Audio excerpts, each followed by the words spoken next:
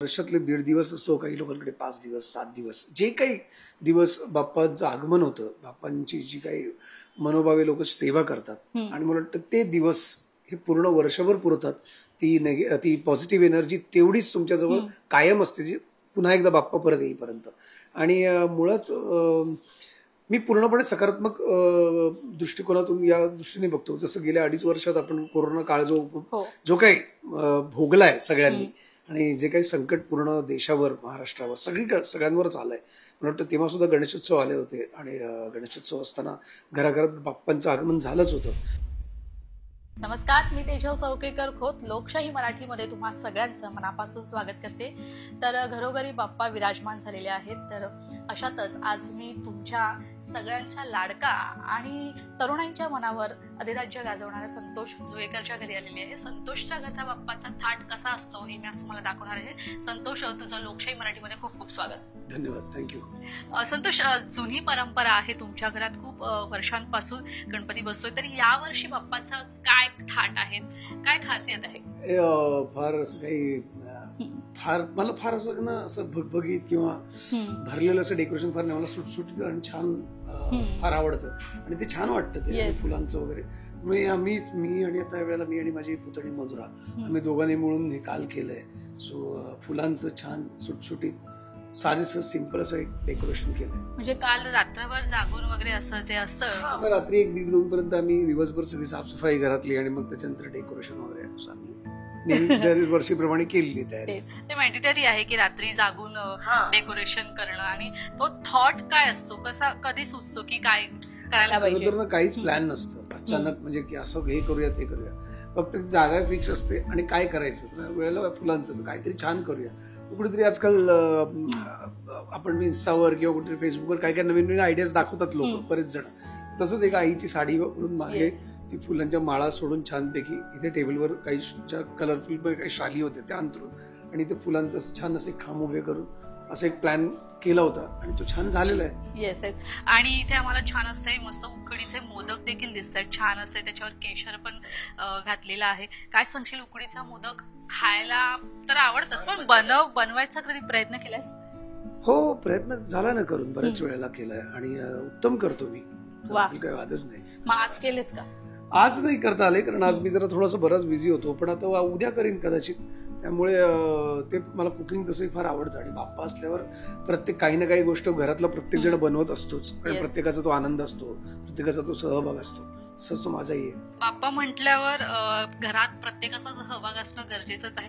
मला सांग, लहानपणीच्या काय आठवणी आहेत? एखादा असा गणपतीबद्दलचा किस्सा आहे जो तुला आज शेअर करायचा आहे? खूप किस्से आहेत एकतर लहानपणीचे. कारण पूर्वी माझ्या आजीकडे गणपती बाप्पांचं आगमन व्हायचं ठाण्यात जोशीवाडीत. आणि तिकडे जोशीवाडीत मी राहायचो, तिथे सगळे सार्वजनिक गणेशोत्सव पण असायचा. त्यामुळे घरातल्या गणपतीची तयारी अर्थात असायचीच, कारण घरची सगळी मोठी माणसं असायचीच.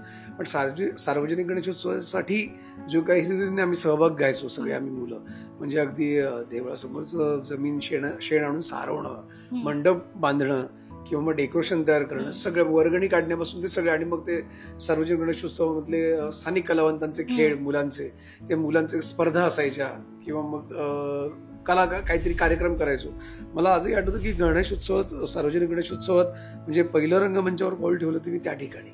पहिल्यांदा मी मिमिक्री वगैरे करायला लागलो किंवा काहीतरी असंच डान्स करायचो. सुरुवात जी मला पहिली रंगभूमीचं म्हणू की काय म्हणतात त्याला, की पहिली संधी रंगमंचावर येण्याची ती बाप्पाच्या सार्वजनिक गणेशोत्सवात मिळाली. सार्वजनिक गणेशोत्सवाचं नाव काढलंस त्यावरून मोरया सिनेमा नक्कीच विसरता येणार नाही, कारण की तो शेड कुठेतरी संतोष आणि मन्याचा एकंदरीत जुळलेला आहे असं म्हणायला हरकत नाही. कारण ती वर्गणी मागायला जाणं, तिथे तुझा तो रुबाब वगैरे ह्या सगळ्या तू रिअल लाईफ मध्ये पण अनुभवलेस आणि रिअल लाईफ मध्ये पण अनुभवलंय. तर त्या सगळ्या आठवणी जाग्या होतात. हो, अर्थात. तर मी 40तच लहानाचा मोठा झालोय आणि वर्गणी मागणं किंवा जो आज वर्गणी किंवा 40तला जो गणेशोत्सव साजरा होतो त्या सगळ्या गोष्टी आजही मी ते अनुभवतो. आता फक्त चाळ सुटून फ्लाईटमध्ये आलोय, एवढाच काय तो फरक आहे, पण अजून उत्साह, जोश, आनंद तोच आहे, तसाच आहे. आणि मोरया चित्रपटात पाहिलेला सर्वात जास्त लोकांचा आवडीचा सीन आहे तो वर्गणीचा. त्यामुळे तो सीन तर म्हणजे प्रत्येकाच्या जवळच आहे, कारण जो माणूस चाळीत राहिला आहे त्या वर्गणीत ते आयुष्य ज्याने उपभोगलं त्या प्रत्येकाच्या जवळचा तो सीन आहे आणि ते आयुष्य मी उपभोगलंय. त्यामुळे तो चित्रपट फारच जवळचा आहे माझा. आणि जसं चित्रपटामधला मन्या आहे तसं संध्या पण आहे. नक्कीच. मला एक विचारायचं आहे, बाप्पा असल्यावर एक पॉझिटिव्हिटी असते, एक पॉझिटिव्ह एनर्जी असते. तुझ्यासाठी बाप्पा काय पॉझिटिव्ह एनर्जी देतो? माझ्यासाठी बाप्पा अर्थात ही सगळ्यांसाठी, माझ्यासाठीच नाही, सगळ्यांसाठीच एक सकारात्मकता ऊर्जा आहे. आणि वर्षातले 1.5 दिवस असतो, काही लोकांकडे 5 दिवस 7 दिवस, जे काही दिवस बाप्पाचं आगमन होतं, बाप्पांची जी काही मनोभावे लोक सेवा करतात आणि मला वाटतं ते दिवस हे पूर्ण वर्षभर पुरतात. ती पॉझिटिव्ह एनर्जी तेवढीच तुमच्याजवळ कायम असते, जी पुन्हा एकदा बाप्पा परत येईपर्यंत. आणि मुळात मी पूर्णपणे सकारात्मक दृष्टिकोनातून या दृष्टीने बघतो. जसं गेल्या 2.5 वर्षात आपण कोरोना काळ जो काही भोगलाय सगळ्यांनी आणि जे काही संकट पूर्ण देशावर, महाराष्ट्रावर, सगळ्यांवरच आलंय. मला वाटतं तेव्हा सुद्धा गणेशोत्सव आले होते आणि गणेशोत्सव असताना घराघरात बाप्पांचं आगमन झालंच होतं. पण मला वाटतं की तो जो काही एवढ्या मोठ्या दुःखातनं कुठे झालेला एक छोटासा क्षण होता आनंदाचा, मला वाटतं ते पूर्ण दुःख पेलण्याची ताकद त्या क्षणाने दिलेली आहे. म्हणून मला वाटतं बाप्पा माझ्यासाठी सकारात्मक एक ऊर्जा आहे. येस, म्हणजे बाप्पा घरी येणार तर अख्खं कुटुंब एकत्र येतं, सगळे नातेवाईक येतात, तो जल्लोष असतो, तो डान्स म्हणा किंवा आरत्या खूप महत्वाच्या असतात. तुझ्या कितपत आरत्या पाट्या आणि किती एन्जॉय करतोस? आरत्या अर्थात मी म्हणाल चाळीतलं लहानाचं मोठं झालं म्हणजे चाळीतल्या प्रत्येक मुलाच्या आरत्या पाठ असतातच. त्यामुळे आरती हा फार मोठी गोष्ट आहे. आज कोकणात गेलात तर काही जण, आता तुम्ही बघाल की आपल्याकडे फक्त घरातली आरती होते, पण कोकणात तर प्रत्येक जण घराघरात फिरत असतो. चाळीत असताना पण आम्ही घराघरात जायचो लहानपणी. पण आरती अर्थात पाठ असते आणि आरतीचा एक वेगळा आनंद, वेगळा जोश असतो आरतीचा. आणि तो आहे. आमची सकाळची आरती झाली, आता संध्याकाळची होईल, मग रात्रीची होईल आणि धमाल असते. म्हणजे प्रत्येकाला जशी सुचेल तशी आरती, मग ते जोपर्यंत थकत नाही, थांबत नाही, तोपर्यंत चालू असतो. बरं, तो कोकणातला आता उल्लेख केला, असं कोकणातला तो बाला डान्स वगैरे असं कधी एन्जॉय केलाय? नाही, मी इथे घरी तरी नाही गेलं, पण मी मगाशी म्हणालो की लहानपणी जेव्हा जोशीवाडीत तिकडे होतो तेव्हा हे सगळ्या स्पर्धा, डान्स, गाणी आम्ही केलेली आहेत. कोकणात माझं आता कधीतरी काही कामानिमित्त तरी माझं जाणं होतं गणपतीच्या काळात. गेल्या वर्षी मी कोकणात गेलो होतो बाप्पा असताना. जेव्हा मी एका काही मित्र आहेत त्यांच्या ओळखीच्या, त्यांच्या घरी गेलो होतो. टिपिकल शेतातलं ते कौलारू घर, चिऱ्याच्या दगडांचं घर, आणि तो कोकणातला गणपती खूप वर्षानंतर मला अनुभवायला मिळाला.